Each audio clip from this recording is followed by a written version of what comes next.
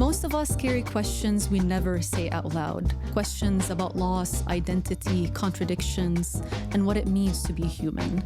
This podcast is a place to sit with these questions without rushing towards answers. I am Aya Karuni, and this is You and Aya.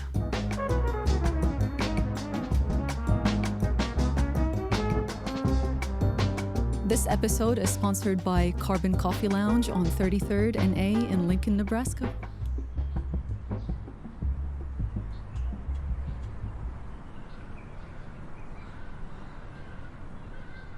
Today's episode is with Dr. Helen Fagan. I met Helen back in 2025 in a STEM conference. During that time, I was unemployed and I actually snuck into that conference. Don't sue me, no one has to know. But look where it led me. It led me to Helen. So anyways, I ended up going to her session and it was about emotional intelligence. And I was just like mesmerized because I've heard about it before. I've read about it multiple times. And I was like, wait, this is actually real. So I talked to her after, and she's from Iran. And, you know, I said my famous sentence to her, and then we connected and we became buddies. And then later this year, 2026, she had a book signage for her new book, Lead Like People Matter. And that's when I knew. I read her book and I was like, this is perfect. I need Dr. Helen Fagan as my guest. Today's episode, we discussed so many things, including obviously emotional intelligence, fear, and how fear kind of shaped her journey as an immigrant in the United States. We also talked about grief and losing loved ones. We both lost our father, so we touched base a bit on that one. But it's an amazing episode. I'm so excited. I hope that you love it as well. She is truly an inspiration because I do want to be just like her when I grow up. Anyways, Dr. Helen Fagan, I hope you enjoy it. To be continued. All right, today we're joined by Dr. Helen Fagan. Dr. Helen Fagan, how are you doing today? Hi, I'm fantastic and so excited to be here, Aya. Thank you so much for the invitation. Absolutely. I'm so glad that you actually said yes. I was pretty nervous. I sent you the email. I was like, fingers crossed, what's the worst thing that can happen? She either doesn't answer, says no, or she says yes. I had got nothing to lose. And I'm really glad that you answered. Of course. Well, I'm honored to be on the show. I'm honored to have you. So tell us, who is Helen Fagan?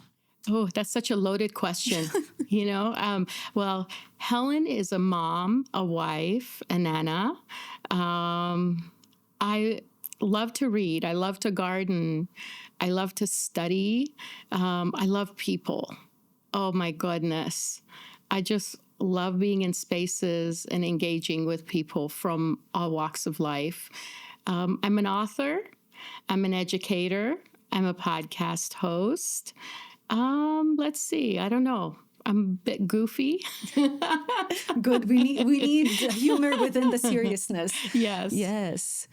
That's an awesome answer. It is a tiny question, but look how many things you were able to define through that. So, yeah. It's interesting. In the United States, people respond with, tell us about yourself with what we do. Mm-hmm. And I often want people to tell me about who they are, who you are, and what makes you who you are. So I am an immigrant. I came to the United States as actually an international student in 1979. My father was in charge of export oil for the National Iranian Oil Company, and he wanted his children to be educated in another country.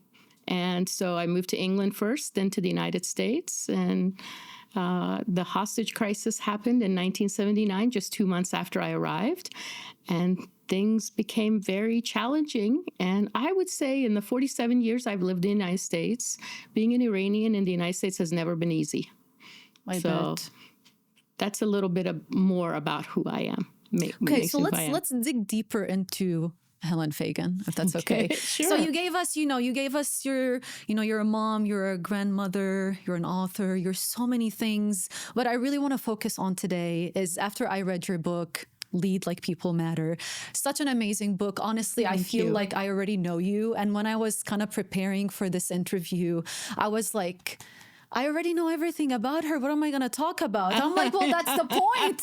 The other people watching this, they don't know who you are. So I want to focus on this upbringing, because you talk about so many things about your childhood, how much your father means to you. I'm so sorry for your loss, by the way. Thank you. And likewise, I'm sorry for your loss. I know the deep impact the loss of a father can have on a daughter. It just sounds like on both of us. It's forever a piece of you that's just gone, you know? So yeah, let's focus on Helen. I want to know, since the day that you stepped foot on American soil, you have been through so many challenges, and most of them shaped who you are today. Take me through that journey. Tell me the first thing that was just like, what is life anymore? Who am I? Why am I here? What is my purpose? I want to know. Yeah. Well, I do share a ton of my story. But I'll share a story that I didn't share in the book. At least I don't recall sharing it in the book. Maybe you'll remind me of this. So I remember when my dad first said we were going to the United States, and we went to the U.S. Embassy in London for our interviews, and the U.S. Embassy interviewed us and wanted to know why we wanted to go to the United States. And I don't remember telling the gentleman this, but I remember thinking it in my head. The movie Grease had come out. I remember that movie. the summer before. And, I thought the school I was going to be like that school, right? And I thought that I would find friends like Sandy found, not so much to focus on the boy, but the girls, the pink ladies, and just be part of a group kind of thing. That was the exact opposite of what I found. First of all, the school was nothing like that. It was an international boarding school, people from all over the world, and very wealthy children, right? Coming from very wealthy backgrounds. This is 1979. My father paid $35,000 a year per child. That was even more. That's insane. Yeah, okay, that's per a lot. child to go to school there, right? So it was not an inexpensive, but it was so important. Investment in our education was so important for my parents that they would pay whatever it cost. And so I remember, you asked the question, the moment, who am I? Yeah. I remember in the dorm room that I was in, there was an American girl. And I remember waking up. I'm 15 years old, right? Yeah. I've never been exposed to anything like this. I grew up very sheltered in terms of, not sheltered in terms of like global issues, those kinds of things we discuss in our family. Grew up sheltered in terms of naughty things you do and shouldn't do, right? Yes, of course. So I wake up in the middle of the night, and my roommate is smoking pot with a boy in her bed, and I am holding still in the bed, scared to move. And I didn't know at the time that it was pot. Later, I found out what she was smoking was pot. I thought it was cigarettes. It just smelled funny, right? Later, I found out what it was. But I remember being so scared. The next morning, I went to the dorm mom, and I was crying. And the dorm mom would become my American mom, this family would take me in and everything. Miss Anderson. Yeah. But I remember saying, I need to move out of that room. And I told her what had happened, and my roommate got in trouble. Oh, boy. And a whole bunch of other things happened. But that was the moment where I thought, who am I? Oh my gosh, what is wrong with me that I don't know, don't understand? It was a very, very, surprising thing for me. I was not taught. I had not seen girls behave in that way, was not taught any of those things. And, so yeah, that was a first moment. But that thread would continue when the hostages were taken. we were loaded up on a bus and taken to Orlando International Airport, and we were interrogated. And then we came back, and the KKK was very close. The Klan was very close physically to the location of the school. So they made it known we were not welcome. They burned a cross on the lawn of our school. They beat up people for, speaking Farsi. And that was when I decided I'm going to speak English so well. I worked really hard to lose my accent. I wanted to speak English so well that people would never know unless I told them that I was from Iran. So it took a very, very, very long time. I'm talking my children were in high school and college to where I was like, it's okay for me to be Iranian and American. It's okay for me to be proud of, my upbringing, my heritage. And yeah, it was 2000. I remember it was 2000. I was in a leadership Lincoln class, and we were asked to share about our lives. That was the first time I sat down and I shared with a group of like 40-some leaders in the community things very few people knew about me. Wow.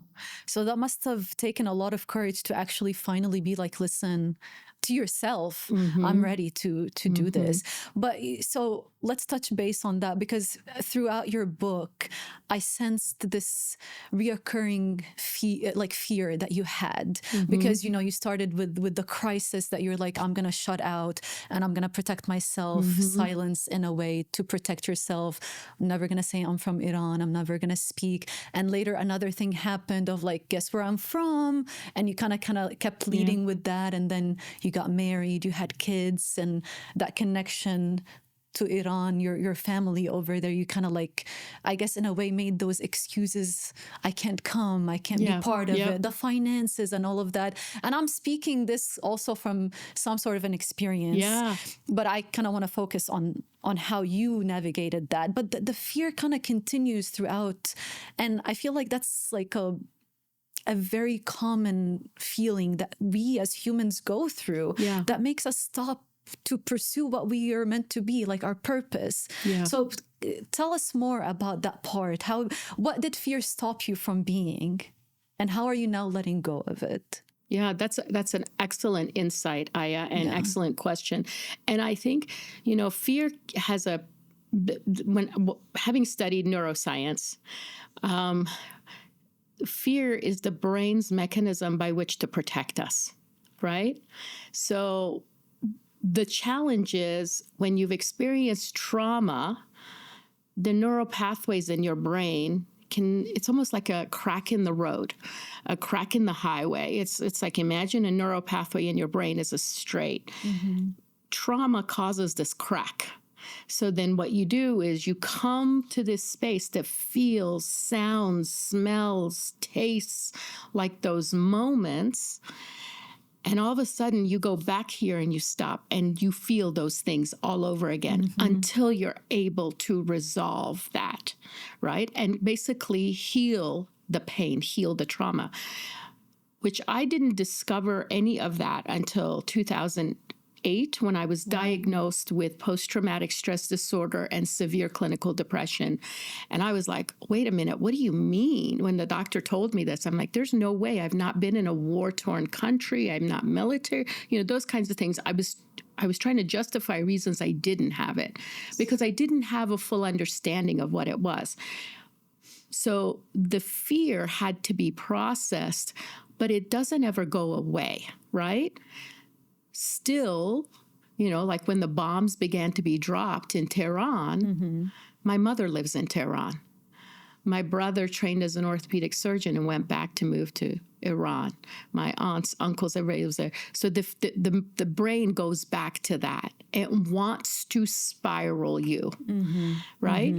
But what I learned through my processing of the trauma is it doesn't have to derail you. It can be an ever-present friend. So when fear comes up, I go, well, hey there. Thanks for showing up today. Now on your way you go. That's it. Thanks for informing me of this. I'm going to honor the uncertainty. I'm going to honor the sadness I feel right now, the out of control I feel right now, just for this little bit of time. I'm going to give it a container. I'm going to honor it. But I'm not going to give you permission to derail the rest of my life, because I've got these grandbabies that I want to enjoy space with them. I'm married to the love of my life. I want to enjoy the season of life with him. I have work that I am passionate about that I get to do, and I want to enjoy these things. So I'm going to give you space. I'm going to hold time for you here, and then I'm going to move forward. Yes. I'm not going to allow you to take away from me. So what I do is I honor the fear in a way, right? Before, I didn't acknowledge it. I didn't understand it. I pushed it away. It was a negative thing in my mind to really acknowledge that the fear existed. Bad things happened. I became stronger, and I talk about my favorite song, I Will Survive by Gloria Gaynor. Oh, yes, I will survive. Yes, okay, good song. I love that song. And it has nothing to do with the man, but it has to do with I'm an overcomer. I will learn that which doesn't kill me makes me stronger. That was kind of my mantra up until 2008. Since then, it's been a yes and.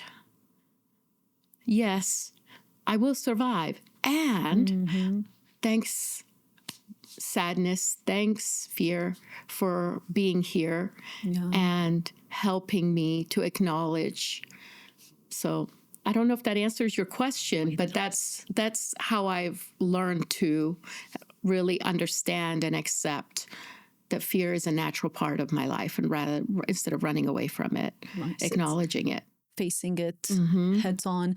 So because I think in your book at one time, because we all have to go through pain, like we can't stop it, like you know, whether from death or any kind of situation that happens in life.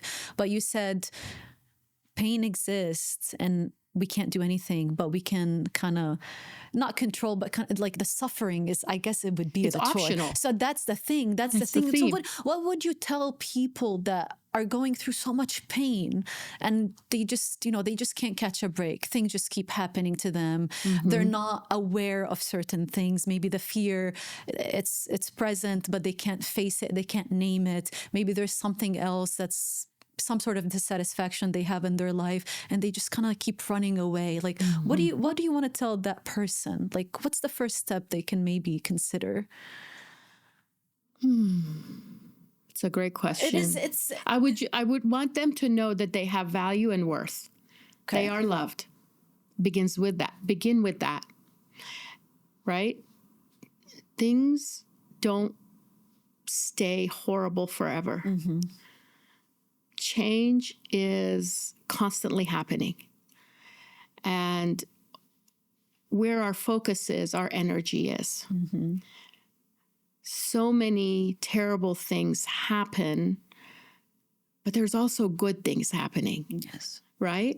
So as much attention as you give to those terrible things, try to find time to give energy to the good things. Even if it's, oh, that coffee smells so good this morning.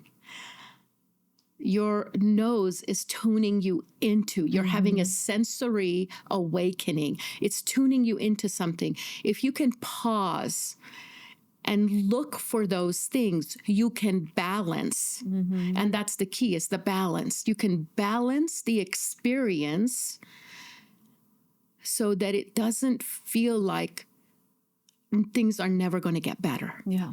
Right? Yeah. Because if your focus is always on this terrible thing happened, and this terrible thing happened, and this terrible thing happened, this terrible thing happened, you're not able to pull yourself out of it. Right?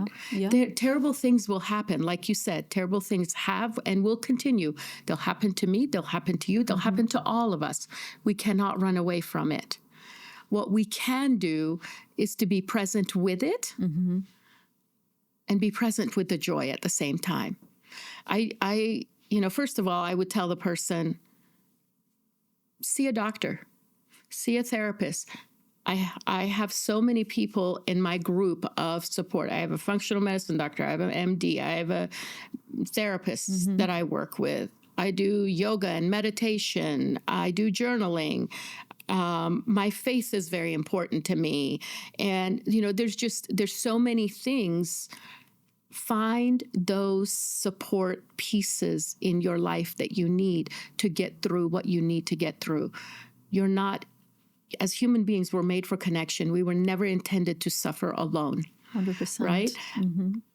I learned through a meditation class. It's called Mindfulness-Based Stress Reduction by Drew Buss. It's offered here in our community. But it's a weekly class that you go through. And one of the things I learned from that class is terrible things happen. But when we choose to relive them over and over again in our minds, that's where suffering comes from. So bad. And suffering is optional. It's a cycle. We do not need to suffer. We do not need to allow it to ruminate in our minds. Give it space, give it time, write down your thoughts, talk to a therapist, get on medication if you need to. No, you don't have to go through this alone. You matter, and there are people who will support you and guide you through anything. Beautiful. Thank you for sharing that. Because I feel like there's a lot of people out there that they feel alone. They feel like they're not heard, or they're the only person going through this specific incident, and the cycle continues and continues. But when you do open up, which it takes a lot of courage, again, that fear that's always lurking behind, it's like taking that step, it's huge. And some people just cannot do it, And that's when I feel like this whole emotional intelligence that you talk about, which is my favorite, by the way. I used to work at Merrill Lynch back in the days, back in like 2018, 19. I didn't do much. It was a good job. The people there were great, but I was like not as busy. So what I would do, I would go on Psychology Today. And that's when I found out about emotional intelligence. Wow. And I was like, this is the coolest thing ever. And I would like read articles, send to my friends, try to implement so many times. And then it just kind of like faded away. You see what I mean? We learned things, and then they just kind of fade away. Like, do they fade away, or do you internalize them and they become a part of you? Yeah, I don't know which one. That's why you're here. Tell me. I don't know. So yeah, and then you come along years later, and I was like, wait, I've heard of this before. Tell me about emotional intelligence, and how could it be a tool to acknowledge those things within us?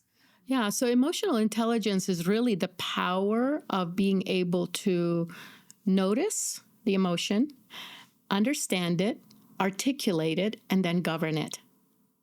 That's really, and it happens on a personal level, and it happens on a social level, right? So someone who's high in emotional intelligence has a high level of self-awareness, high level of self-management, high level of social awareness, meaning can read the emotions in others. Okay. And then social management, understands the impact that their emotions have on other people, and the impact that other people's emotions have on them, and can manage that and govern that. Wow. So leaders who are really high in emotional intelligence, they can take a team of people who come from different walks of life, and they can create this environment where everybody's unique gifts can be used in a way that is not competitive, but rather collaborative. And the environment becomes really synergy, goes through the roof for in these teams when the leader is high in emotional intelligence and can bring others along in emotional intelligence. Emotional intelligence, Daniel Goleman is the person that really made it popular, but it really comes out of the field of positive psychology. I also studied psychological capital. Psychological capital is the level of hope, resilience, efficacy, and optimism that a person has. All four of those together, when a person is high in all four of those together, it's almost like a superpower. That individual creates spaces where other people can learn and grow. And I studied this in my research with a group of educators. And I wanted to really understand these individuals. Some of them grew in intercultural mindset. That's what I was mainly interested in when I began to study it. And I thought, emotional intelligence is the path by which we develop intercultural mindset. right? So intercultural mindset is basically the ability to look at cultural differences. And by culture, I'm not talking nationality, race, ethnicity. I'm talking norms, values, beliefs, attitudes that are shared by a group. So that could be the culture of Lincoln, Nebraska. That could be the culture of a university, the culture of a nonprofit organization, the culture of an industry, engineering or science or medicine, whatever that is, right? So individuals who are high in intercultural mindset have a broad and deep understanding of that. But in order for you to get to that high level of intercultural mindset, it takes a lot of emotional intelligence to get there. Because you have to do a lot of self-awareness work. You have to do a lot of self-acceptance work. You have to be willing to accept other people's differences. You have to be willing to engage. So I could see that emotional intelligence would take individuals from this monocultural mindset where you think my culture is the best and it's better than anyone's, nobody else's matters, to this intercultural mindset. I could see emotional intelligence doing that. What I didn't know is the value of psychological capital at that point. So I studied this in my research, and what I saw was that these individuals had this higher way of thinking and approaching. It was beyond emotional intelligence. And I'm not talking these individuals are perfect humans or have, are perfect in any way. Certainly they made mistakes. But the way they approached mistakes and challenges was with this level of, hey, I'm hopeful we're going to learn from this. There's this optimistic and hopeful approach to it. We're learning from this. That's self-efficacy. I can do it. That's what self-efficacy is about, right? And then this resilience of I fall down, I get back up. I may fall down 100 times, but I get back up and I'm smarter than I was before. We call it falling forward, right? Or failing forward. You fail, you learn, you grow. And so that's this resilience piece that shows up. So those pieces combined with emotional intelligence and intercultural mindset created this unique leader that I observed, that I saw. And we studied these leaders, and they had powerful impact on people around them. So these qualities could be taught, or absolutely. Okay, so there's hope for everyone, technically absolutely speaking. That's the thing that I love, because I'm a teacher at heart. Yes, we need to develop this in leaders. We need to develop this in young people. So you're a teacher in that stuff, and this is what you practice, and this is what you've been implementing in your life, hopefully into the community from what you do. So how did that become? Because I think from what I learned from you in the book is the incident that your father had in the hospital. I feel like that was like the trigger point of this emotional intelligence that you needed. And I feel like as humans, the things that we lack the most, or the thing that we need the most for ourselves and we don't get, that's when you're like, wait, I don't like feeling like this. And I don't think I want anyone else on this planet to feel this, I don't even know what to name it. This feeling, no one needs to feel this feeling. This is the worst feeling ever. And I want to like find a solution for this. Do you want to elaborate on that? Yeah, absolutely. So my dad was in charge of export oil for the National Iranian Oil Company, traveled all over the world, hired people, brought them to Iran to drill and explore and export oil. So grew up in a global environment with my father doing this work. Highly respected man by a lot of people, just very generous, very kind, and multilingual, taught himself English, just an incredible human being, okay? He and when this happened, I had worked in healthcare. This was 1991, and I had been working in healthcare since 1983.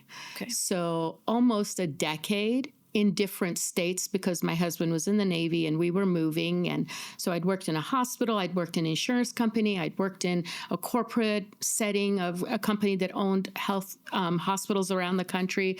And so I understood how patients should be treated, right?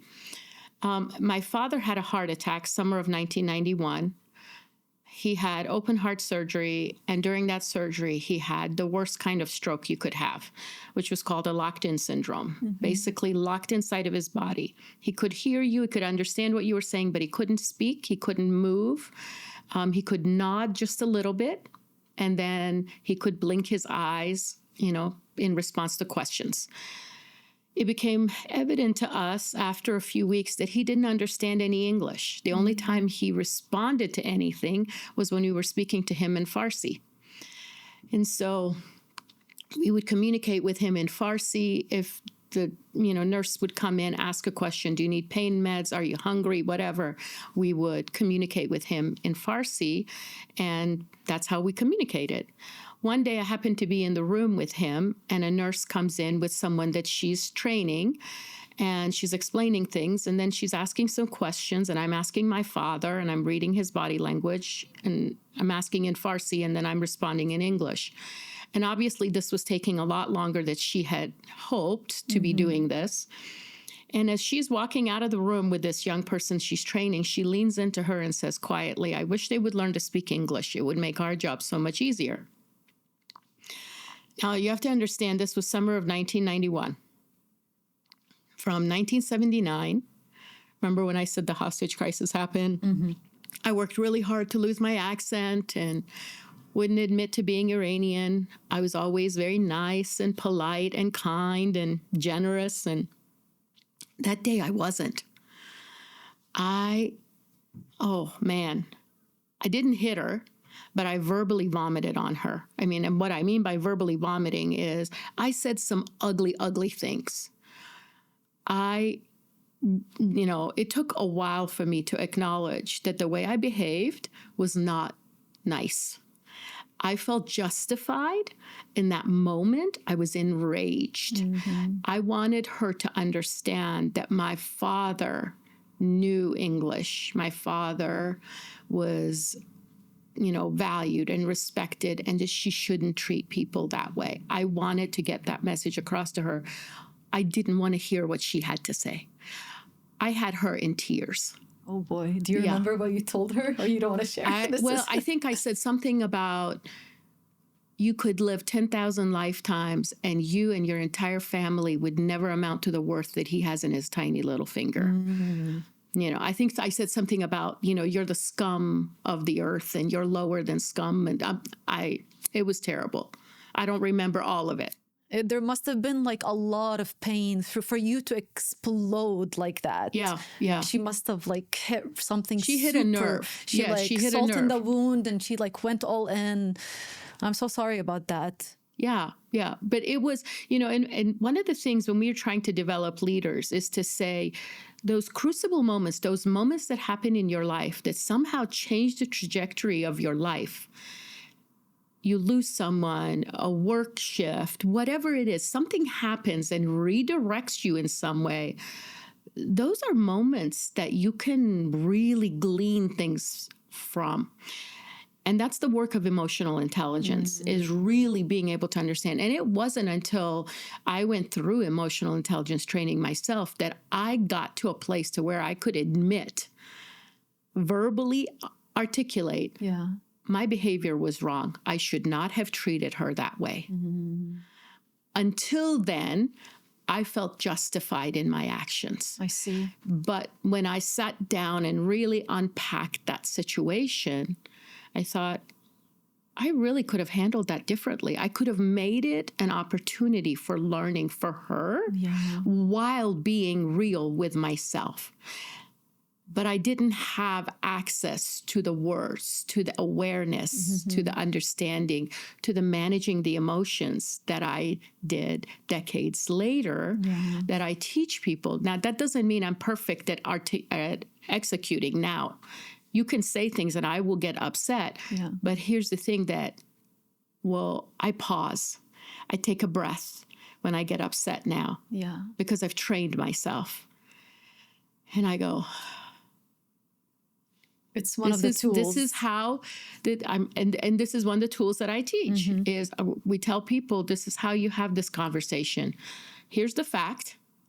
Here's how it made me think. Here's how it made me feel. And here's what I need from you.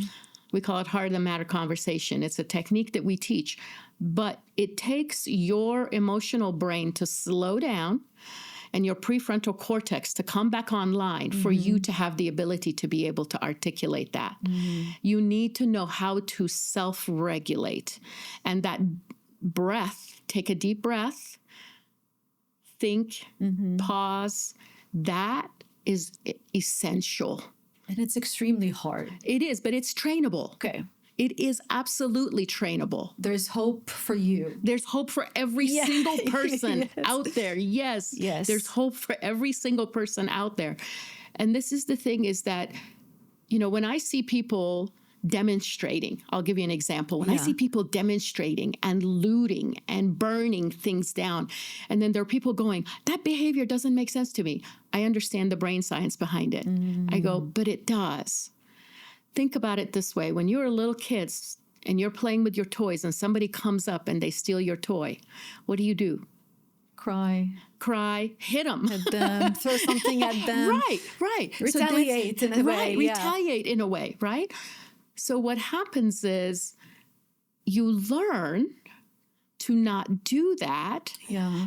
What we don't learn is how to do it well. Exactly. Right? We learn, we're taught by our teachers, our family members, you don't yell, you don't hit, you don't whatever, all those things. But we're not taught, but this is how you do. Exactly. Articulate. This is how you do. And so I do a lot of work with clients in teaching them how to do that.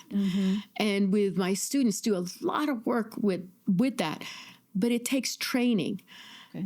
If you want to be a great athlete, you have to practice your athletic endeavor that you want to be good at, right? You have to physically train your muscle.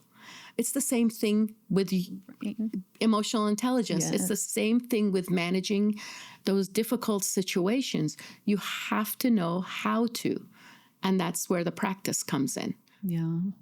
So there's hope. Yes. It's trainable like a muscle. It's kind of funny to kind of hear you say, because when you are a kid, you're told not to do it, but we haven't gotten the reverse of like, hey, do this instead. So we're like, okay, we're not supposed to do this, but I still have emotions to relate to you. So what do I do now? You know? So it's really interesting. And that's something that I talk about in my season 1 of like, we're kind of like unlearning dated habits, dated perceptions, dated stereotypes of the way that we've been perceived or have been giving a perception about ourselves. And we're just kind of like going with the flow. It's like, how do I articulate certain things? And that's when like I feel like this emotional intelligence is something extremely valuable. But how, like the tools of getting there, like maybe having like your classes open to people or any kind of things like that. But the problem is like, can you teach a person that's not willing to be taught, right? So like, how do you, if we want to change a community to the better, if we want to become better people as individuals and then go on and forth, how do we encourage those people that are resistant? Like there's a lot of resistance. There's a lot of fear. We don't want to change. We're okay the way that we are. I've always been like this, yada, yada, yada. How do you say, like, what's the best way for someone to acknowledge that there is a change that needs to be done? Yeah. It's interesting that you say that. I've coached executives who are about to lose their job, have gone through a divorce, and have difficult relationship with their other family members. And in the coaching, I'm not a therapist, but I am an executive coach. In the coaching, I try to help them to see the patterns of the behaviors. Patterns of behaviors that show up across all relationships. And what is the common denominator? You. And not just you, Yeah. not just you, but their pattern of behavior. Maybe they don't want to admit they're wrong. Maybe they don't want to pause to apologize. Maybe they don't want to dive deep into their own thought processes. Just getting them there. The thing is, most people will not change until the pain of staying the same is too much. The satisfaction. Yeah. Of So that. unless it's harder to stay here than it is to change to here, people won't change. not They have to want to. We cannot change anyone. They have to want to. And the motivation to want to typically comes from something difficult. Whether it's the loss of a job, loss of a relationship, loss of something that's meaningful and important to them. It's in those moments that we don't come alongside of that person and go, see, I told you, this is what you're the problem. We don't do that. That is not going to motivate anyone to want to understand, because what we're doing is we're not motivating them to change. I'm not here to change anyone. What I'm here is motivate them to explore, encourage them, support them in the exploration, let them know that it's going to be okay if we open the door to the exploration. Often there is a fear in the exploration, right? The fear of the unknown. What if the person I find out I really am, I don't like? Yeah, this was my biggest questions. I don't want to interrupt. This was when so I went through, after my father died, that was the peak point of what is my purpose? Who am I? What am I doing in this world? I've been, molded up and shut down into culture and religion and all of that. It's all been given to me. And I've just been following the herd, just living life, thinking I'm okay. And then when that happened, I'm like, everything is like nothing resonates. And who am I? That was my mission, to find out who Aya is. And that's where like I felt like, how do I get from there? Like, how do I leave that? How do I reconstruct? How do I begin to do other things, But it was always something so dramatic that happens. And that question was like, am I the worst person? Like, am I the devil? Like, why do I not want to know who I am? Like, I was petrified of the thought to know myself. Can you imagine that? I would like put my head on the pillow at night and I would be like, I can't be that bad that I can't get to know myself. And that was like the beginning of like, I have to know myself. That was like no going back. I was like, what else could be worse? I just lost my dad. How bad can I be? And that was like the turning point. But I wonder how many other people question that about themselves, the fear of who am I? The unknown, but also it's known. And maybe you do know deep down, but you just don't want to like break the mold open and just be like, here I am. Maybe but you're don't like. Yeah. And that's the problem, is like, so if you don't like go for that change. But again, the fear. So it's like the cycle again. Yeah, I don't know. I feel like I kind of just went off on a tangent, but it made me remember that question that I would laugh to myself. I was like, am I the devil? Like, why do I not want to know myself? How bad can I be? And that was like something that I was like, this is why I need to know myself. And it's been like a really weird process to just kind of... And what do you think was the reason you needed to know yourself? That's a very good question. I think I just wanted to be good with myself. Like I wanted this acceptance for myself.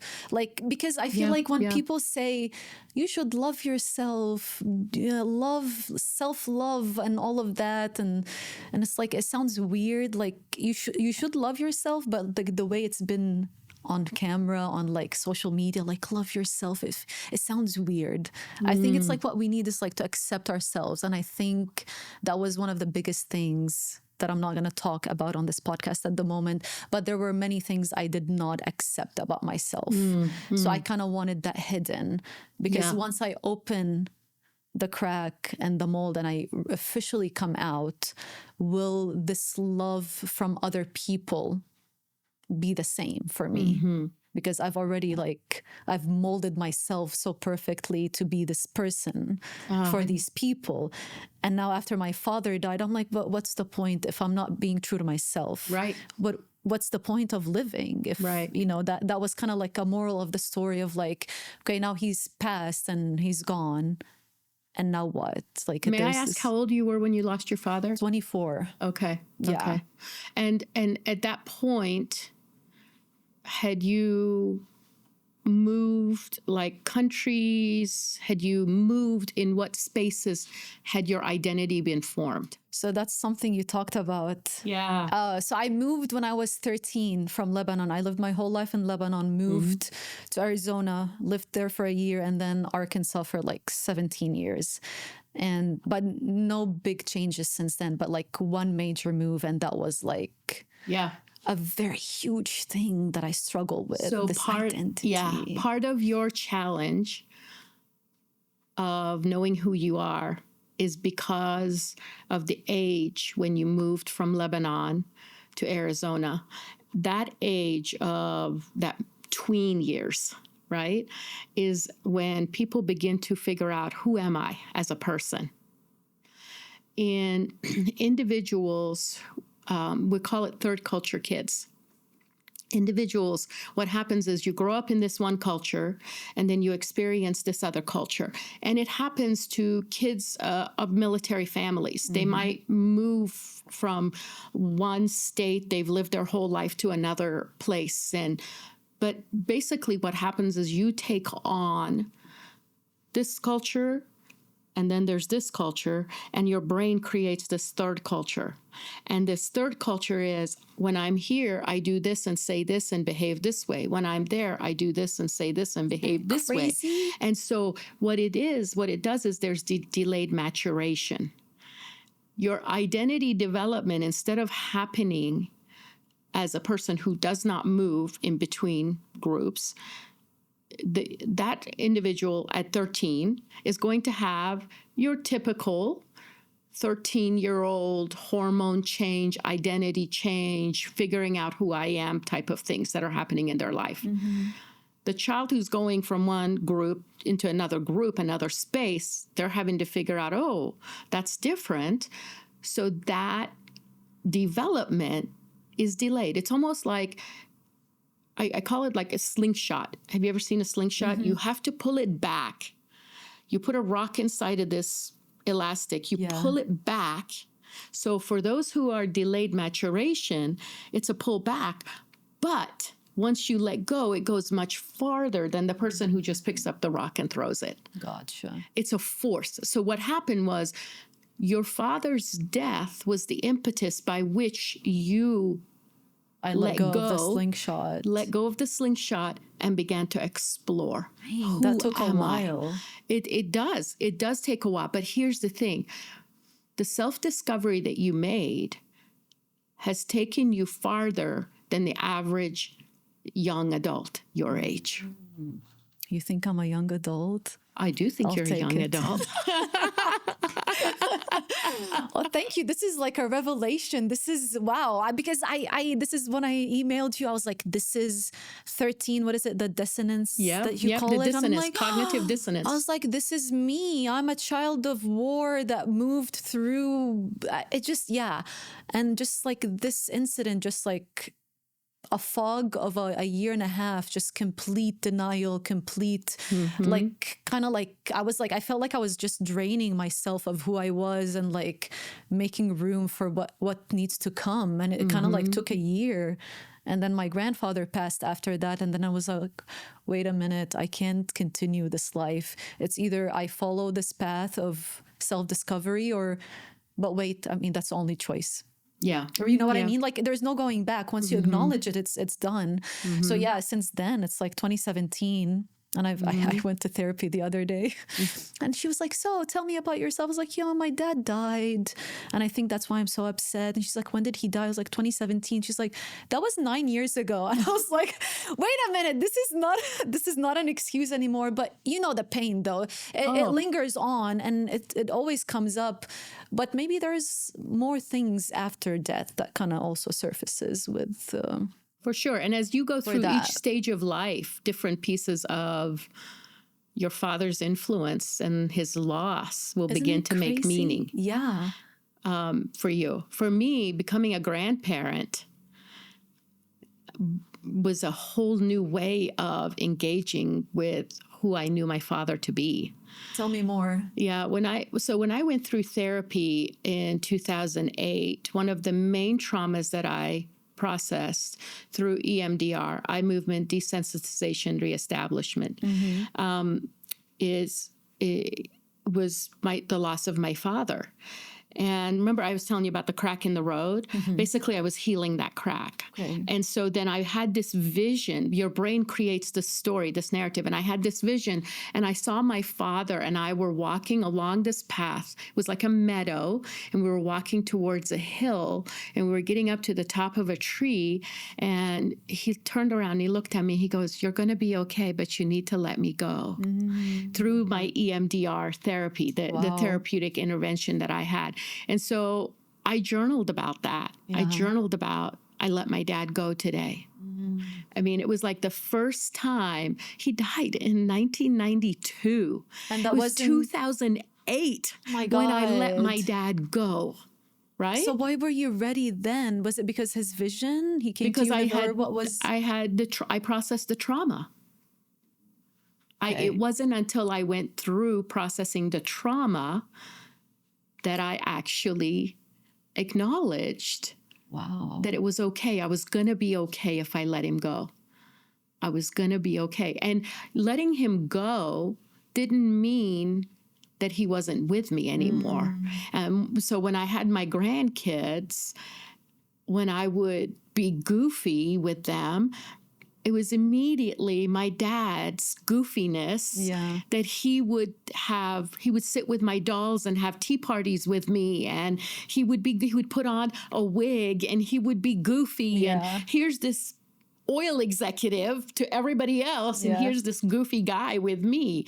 He would, I remember seeing a mouse run through the village, and I was scared. We were visiting family, and I was scared, and my dad would tell me stories about this mouse and the family, and I became fascinated. So I began to tell those types of stories and these types of things. And so my experience as a grandparent, as a nana, is very much influenced by who my father was and how. So he's with me in terms of he's in here. I'm not clutching on to my dad. I've let him go, but I'm at peace with the gift of his life in my life. And you're kind of keeping his legacy through you with the grandchildren. Absolutely. Wow, that's extremely powerful. I don't know. I hope I get there one point. You will. Yeah. You will. Yeah. And the other thing is, most adults go through, the reason I was asking you about your how old you were when your father passed away, most adults go through, you used to call it a midlife crisis. Okay, I don't know if they still call it a midlife crisis, I think they do. but it's a midlife awakening is what I call it. But what we know about the brain and adult development is that something shifts in you at 40. Up until then, you're living to amass a whole bunch of, whether it's identity, status, wealth, whatever it is. We're living in this constant momentum of expansion. At 40, our focus shifts, and I would say it's probably more delayed now, probably 50 these days, that we go into this contraction phase and this legacy and impact phase. What do we want our impact on the world to be? How do we want to give back to other people? How do we want to extend beyond life? Because we begin to realize our own mortality, that there is an end to our mortality, right? And that end is coming, and we're closer to it than we'll ever be. We begin to acknowledge as we age.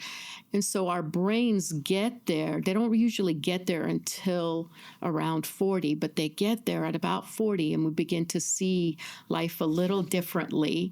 And so give yourself permission to explore that. For you, it may come younger. For some people, it may come a little bit later. It just depends on the person. But those experiences really have a powerful way of shaping your perspective of the world around you and the gift that you can offer others. I feel like the slingshot was backwards for me on the midlife crisis. It went backwards.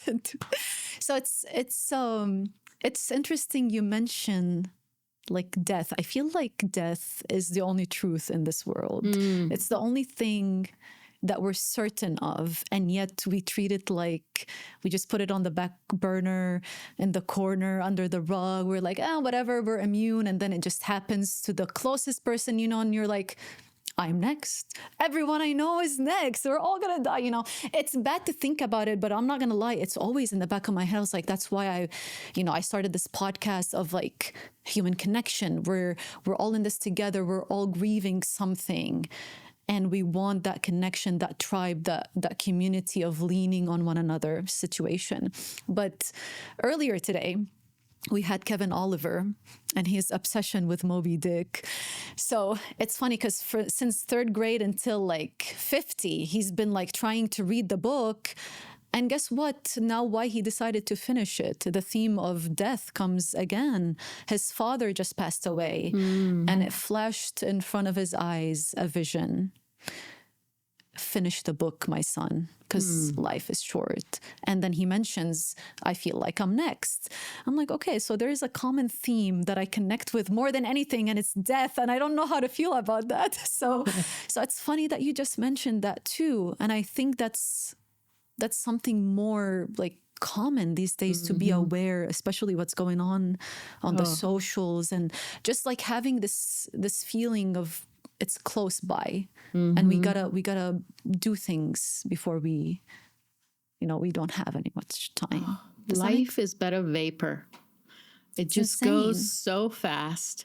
You blink, and I feel like, inside my body, there's times when I think, oh gosh, I'm still 18. And then I go, nope, you're not, sister. At heart we are, but in body, it's a strange phenomenon. And I think like that's why part of the podcast is like the human experience. Again, we're all humans. Yeah. We're all the same. We're all going through the motion. Some of us, unfortunately, have things that are different than others, maybe more crazy of coming from war or whatever, but does that negate other people's emotion? You know what I mean? No. So many stories to tell, so many things to connect, and I'm just like, if I can have a podcast with a person for the rest of my life, I think I got a podcast going. So yeah, I don't know, it's death is like a reoccurring thing, and I'm thinking now, did I implement it too much in my life, or am I too aware of it? Do I need to step away from it, or is this something that don't live in fear of death, because then you're not really living. Yeah. It would be my advice to you, would be, if we live in fear of something pending doom or pending death, then are we really living? Yeah, it will happen whether we want to face it or not. Yeah. But rather than thinking about it all the time, giving energy to the present moment. Yes. Tolstoy tells a great story that there was an emperor who wanted to know the answer to these three questions. When's the best time to do something? Who's the best thing to do? And what do you need to do? Okay. And this emperor wanted the answer to these three questions, so he sends it out to his empire and says, whoever has the answer, I will, bless with whatever. And nobody has the answer. The answers people give him are not enough. So he says, there's this hermit. Somebody tells him, one of his advisors, there's this hermit that lives up in the mountains. He's a monk, but he's very wise. Maybe he knows the answer to your question. Okay. So he decides to go up to see this hermit, and he goes up to see him, and with his guards and everything. And the hermit is in his garden, and he's gardening, and he says, come here and you garden with me. So he gardens, the emperor gardens with him. And then he says, are you going to give me the answer to these questions? And he says, hang on, I need some more help with this. And so he stays and he helps him. And then all of a sudden they hear somebody rustling in the bush close by. And they go, and it's a person that's been hit with a spear. And they try to save his life, and they help him. Nighttime falls, they fall asleep. And the emperor wakes up and he's looking around to see what's going on. And the man whose life he saved is sitting there looking at him. And he says, "Forgive me, Emperor. I am your sworn enemy. I came here to kill you. But your guardsmen got a hold of me and they speared me. And now you have saved my life. Please forgive me. The reason you're my sworn enemy is because your people came and they pillaged my village. They killed my family. They took everything. And that's why I came here to kill you. But now I am asking you to forgive me and please let me live." And so the emperor says, "Here, my guards will take you back to your village. They will take care of you. We will give you back everything. And I will make sure nobody hurts you again." And so he's getting ready to leave. And he looks at the monk and he says, "So do you have the answers to the questions for me now?" And the monk says, "You know the answers to the questions." He says, "If you didn't stop to help me yesterday, you would have gone on and you probably would have been killed." Yeah. So when is the best time to do something? Right now. The present. At the moment. Right now. Who's the best person to do it with? The person that's in front of you. Helen, do you want to go out for a coffee, hang out? Yeah. And what is the best thing you are called to do? Is to care for one another. Yes. I feel like there's a theme of love. Yep. There's a theme of love and empathy. And I don't know why we are like, it's the most simple thing that we can do is just be nice. And yet we don't choose that. We choose to be mean and rude and, victim-y or whatever. There's so many things, so many choices. It's like choosing to be in the cycle of the negative. You can choose different. Yeah. So I can choose. I hope we can do that together. I want that empathy and sympathy towards people. I want that love. Because that's what I think it is. After reading your book, I was like, what if emotional intelligence is just love? What if it's just caring for one another and just understanding where they're coming from and meet them halfway? Yeah. And some things are not explained away, right? Yeah. Some things we just sit with. Yes. Jazz music is like that. You can't understand jazz music. Yeah. You love jazz music? I do love jazz music, but you can't understand it. It just like has different things. Yes. And it's like, I want it to resolve somehow. I want it to get somewhere. Yeah. And it doesn't. And my brain wants that in it. And so I learn, you just kind of sit with it and you don't have to explain everything. You don't have to understand everything.